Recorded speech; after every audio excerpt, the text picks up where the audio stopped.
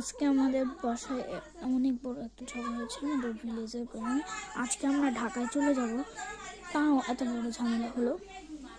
তো হয়েছেটা কি, আমার মামি মানে আপন মামি না, আমার মামি আপন মামি না, ওই মামির মেয়েকে মামির মেয়েকে আমার একটা খালামণি, বড় খালামণির ছেলে ধাক্কা দিছে।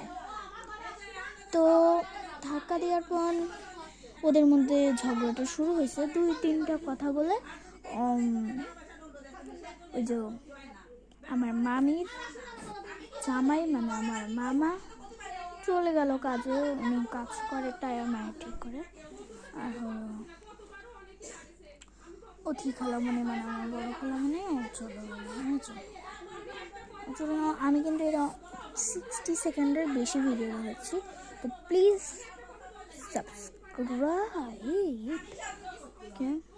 তারপর থেকে এই ঝগড়াটা শুরু হয়েছে। মামা আবার হুন্ডা নিয়ে বাড়ি ফিরে দেখলো যে ওরা এরকম করতেছে। আর আমার খালামণির বাবা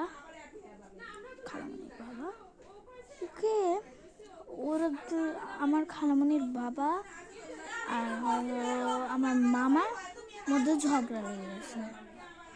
ঝগড়া লাগার পরে তখন যে আমার মামাটা, ওই মামা লাঠি খুঁজতে শুরু করলো। লাঠি খুঁজে নিয়ে দাপুট দিল। আর আমার খালামণির বাবা উনিও লাঠি নিয়ে করতে গেল, কিন্তু অনেক মানুষ এসেছিল, সেই জন্য ওরা বেশি করতে পারেনি। সব মানুষ ওদেরকে একটু আটকানোর চেষ্টা করেছে, সেই জন্য করতে পারেনি।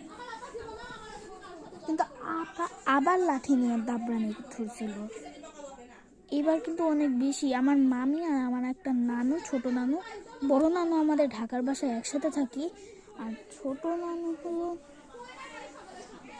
নানু উনি আর হলো আমার মামার বউ মানে আমার মামি,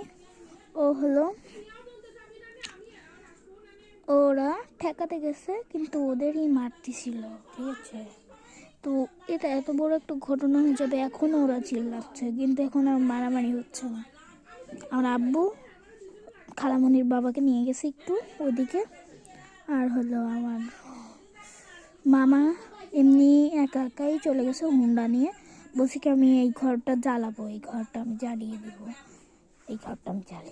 মানে ওরা একসাথে থাকে, ওরা একসাথে একটা বাড়িতে থাকে, তো ওরাও জ্বালাতে চাচ্ছে। তো আমি এখন কি করবো?